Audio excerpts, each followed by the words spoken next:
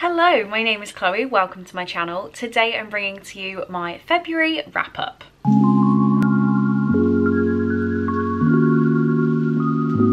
So in February, I was actually a teeny tiny bit disappointed with my reading. I had pretty much free time all month, apart from 1 week. And I thought it would have been a really impressive reading month. Not to say this number of books isn't impressive, it's just not for me, and it's less than I read in February last year. So I read 14 books in the month, which were a total of 5,603 pages. I did some averages on those numbers, and that meant the average number of pages I read a day was 200, which is very impressive actually, and the average number of pages per book was 400.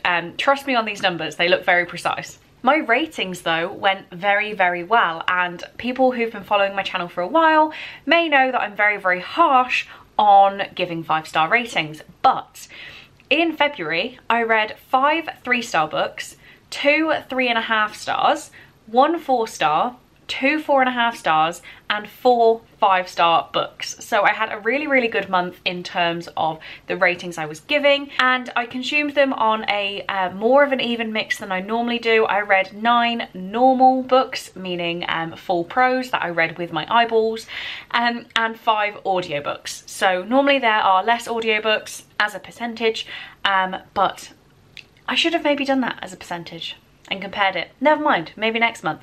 But I'm going to talk you through these books in order from my least to my most favourite, and yeah, let's just get started. Saying that, within the categories they might not be completely accurate until I hit the 5 stars, but yes. Starting at 3 stars, which I am so surprised I didn't need to go lower this month, we have Girl A by Abigail Dean. This, unfortunately, was my Chloe's Crime Scene Corner pick for the month, and I'm just so appreciative that you guys are still continuing on with Chloe's Crime Scene Corner after some of the books I've picked. But this book follows Lex, who is known as Girl A. She escaped from her parents' house when her parents were abusing her and her siblings. And to be honest, that's all I can give you. The writing was really weird. This whole book had 7 chapters. It was very hard to buddy read for that reason. And it was just a bit dull. Like, something so dark and disturbing should have been dark and disturbing, and it really wasn't for me. So I gave it 3 stars because I did enjoy the story. I can say story because I do not believe it is, it's not true crime in any sense of the word. It is complete fiction with some influences on real life events, but it is fiction. So I enjoyed the story, but the writing was lacking a bit for me. Next we have A Danger to Herself and Others by Alyssa Sheen Mull. I read this via audio and it was okay, so I gave it 3 stars, which for me means it was perfectly fine. This is about a girl whose name has slipped my mind, because of course it has, it's me. And she has been classified as a danger to herself and others and is sent to a remote treatment facility to be assessed. There's been some sort of accident with a girl that she was at summer school with, who is now very badly injured from falling from height. And my issue with this book was it was so obvious what was happening.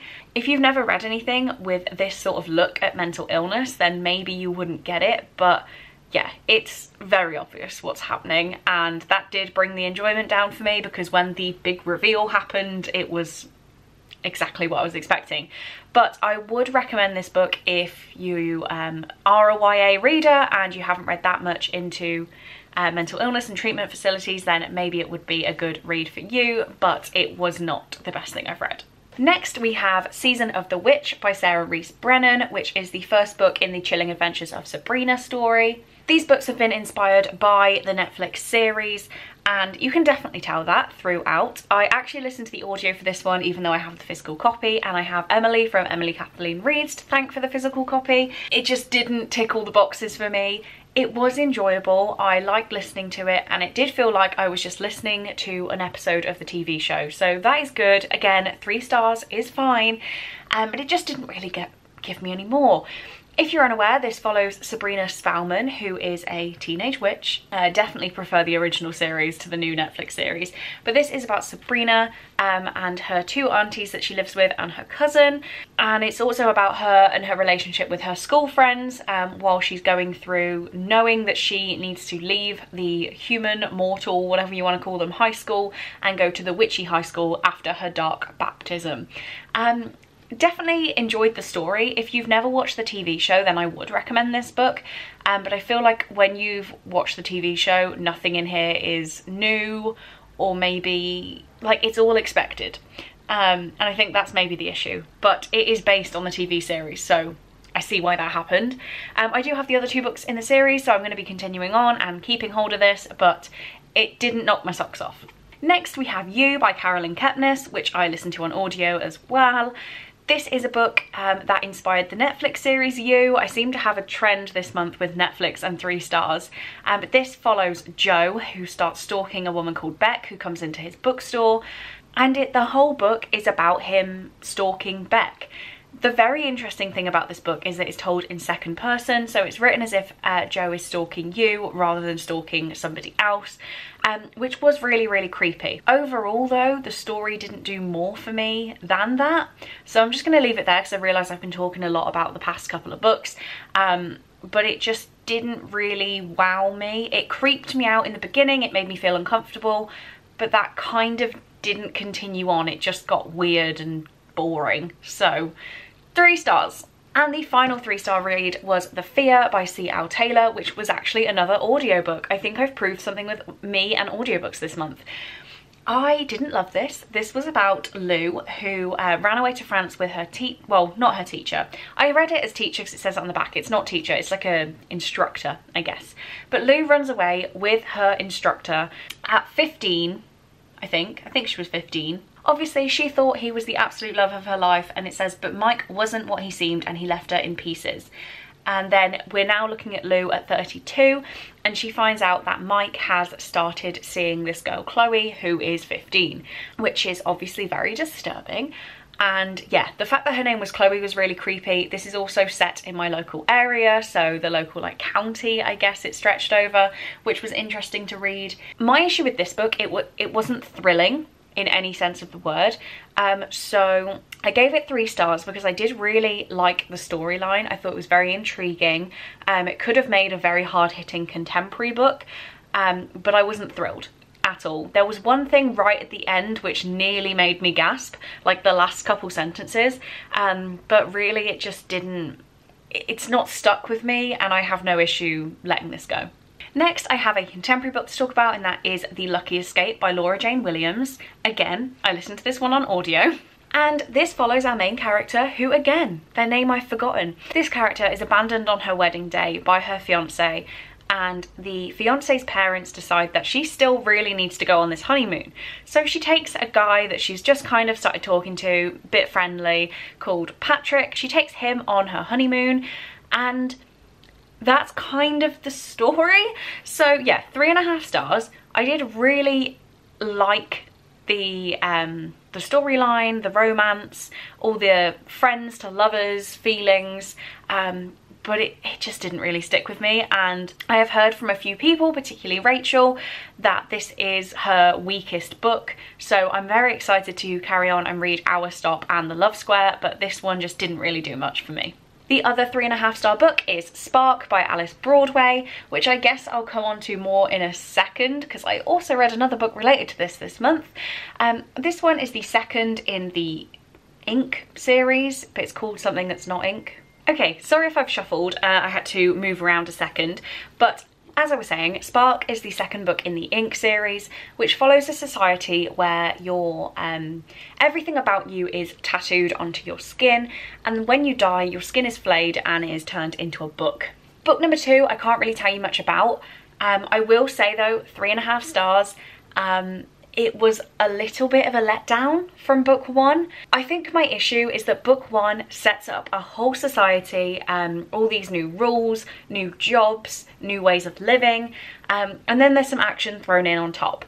This book, we kind of know all of the stuff that's going on, and we're just following a girl called, I always forget her name, Leora. following Leora just kind of existing in this world that we've learned about. And I really can't spoil it more because of the story. There are a few things that happened in here that I did really enjoy, and that's why I've got 3.5 stars. But I think reading this book has made me decide to get rid of the series. And 4 stars, I read one 4-star book this month, and that is Bitter Blood by Rachel Kane. This is book number 13 in the Morganfield Vampire series. I talk about one of these books in pretty much every wrap-up. So I obviously can't tell you what this one's about because it is book 13 in a series of 15, so I'd be spoiling quite a lot. But we're following Clare Danvers, who lives in the town of Morganville that is run by vampires. This book, I think, got 4 stars just because the length of it was very unnecessary.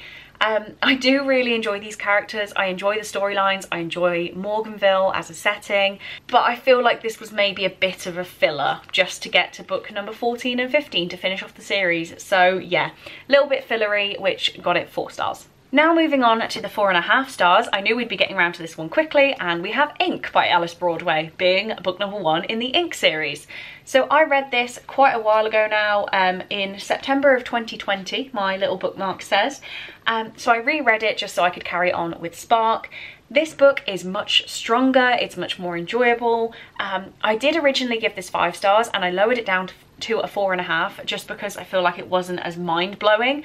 I think maybe it's because I hadn't read too much dystopian when I read this the first time that it really did blow my mind, and now it's just a bit more expected with the twists and turns. I won't talk about it too much because I've kind of explained it in the Spark review, but I wasn't too sure I wanted to keep this copy anyway because it came from a smoker's house and it's a little bit dulled down and a bit smelly. So if I'm getting rid of this other beautiful book, I might actually get rid of this. Even though I gave it 4.5 stars, am I ever going to reread it again? I don't know. So it's a consideration I really need to think about. And the other 4.5 star book I read was City of Ashes by Cassandra Clare. It pains me to not give this 5 stars, but in my mind it really wasn't 5-star worthy for me this time. I'm reading all of Cassandra Clare's works to take part in Becca's By the Angel along. So we read City of Bones in January and City of Ashes in February. I actually finished this with 42 minutes to spare in February, so it did happen. I've annotated and highlighted this book. I had so much fun doing that. But yeah, something's just missing in this book to get 5 stars like the first book is. I had originally given this 5 stars. I dropped it down to 4 stars back in February of 2020 and I've bumped it back up to 4.5. So who knows what I will continue to do with my rating of this book. And now it is time for the 5-star books. Number 4 I have here is Silka's Journey by Heather Morris. I buddy read this one with Chelsea. We had a great time doing so. It's very emotional. So this follows Silka, who is a character in The Tattooist of Auschwitz. She's taken to Auschwitz as a 16-year-old, 16? Yes. A 16-year-old, and following the liberation of Auschwitz, she actually ends up being charged as a collaborator with the Nazis by the Russians and is sent to a brutal prison camp in Siberia. So this book follows her journey in the prison camp, everything that happens to her, and it really is heartbreaking. So this one is less true than The Tattooist of Auschwitz. It's inspired by a real person. Silka was a real person, but Heather Morris has not actually spoken to Silka as she could do with Lael, who was the tattooist of Auschwitz. So it's definitely more inspired than 100% true. That did not impact my enjoyment at all. Again, it seems so horrible to say enjoyed, but this one was so emotional and I had a very fulfilling experience reading it, let's say. But yes, did love this one, 5 stars. The next 5-star read, and I bet you won't believe it's so far down the list of 5 stars, but these are all 5 stars, is The House in the Cerulean Sea by TJ Cloon. This was my buddy reads with my patrons for the month, and I for one can say that we really enjoyed reading this together. There are a lot of people who had never read this and were putting it off and finally got round to it like I did, and oh my god. If you don't know, this is about Linus, who works in the department in charge of magical youth. He is sent on an assignment to an orphanage where he knows something is different but he doesn't know what, and there he meets 6 very different children and the man in charge of the orphanage, Arthur. I had so much fun with this. It is definitely character driven, but I loved that about it. I had such a good time with it and I wanted to give all these kids a hug, so really liked this one. Next up, there was a bit of an internal debate on which order I was going to do these in, but in second place, we're going to get Crush by Tracy Wolfe. This is the second book in the Crave series, and wow, that is glaring. And I have to say thank you so much to Becca, because Becca picked this in my January TBR for a book I would give 5 stars, and she was 100% right. I didn't get around to it until now because I reread the first book in the series in January and I read the second book for the first time in February, and I just had a great time. This book follows Grace, who goes to Catmere Academy, which is a school for the supernatural. In Crave, she doesn't quite know that, but we do as the reader, so it's not a spoiler. Do we? Yeah, we do. We do. And this is just such a feel-good book. It's so good. I can't explain too much about it because obviously spoilers for book 1, but it is a chunky boy, and I did not get tired of reading this. I didn't get bored of reading this. The last line I 100% knew was coming. I could have guessed that from a mile off, and I said to Liv, who loves these books, that obviously that's what was gonna be, that's what was gonna happen. It was obvious. But I can't wait to carry on with this series. I really enjoyed it, and yeah, 5 stars. And then you'll remember this book if you watched my vlog, where it threw me into an absolute emotional mess, and that is Wildfire by Carrie Mack. I have seen next to no reviews of this, and to be honest, it's not a perfect book, but I had to give it 5 stars because of the extreme emotional reaction it got out of me. It's very, very short, and it follows 2 characters, Annie and Pete, who are best friends, and they always go on adventures together. So they go on this big adventure, and let's just say something goes wrong. There is a wildfire spreading around them, and they don't know if they're gonna survive. And oh my god, I was sobbing. I was like screaming, crying at this book. I can definitely pick faults in it. I think that it wasn't that well written. A lot of things were repeated in such a short book. They said the same things over and over and over again. But the reaction it got out of me, I was emotionally devastated, and I loved it for that reason. So this was my favourite book of February. And there we have it. Those are the 14 books I read in February. Please do let me know if you've read any of these, if you have any intense emotional feelings about them you'd like to share. If you agree, disagree with any of my ratings, then I would love to hear from you. So please do let me know in the comments. I love chatting to you there so much. So on that note, that's all I have time for today. So thank you very, very much for watching this video. I really do hope you enjoyed it, and I will see you in my next one. Bye!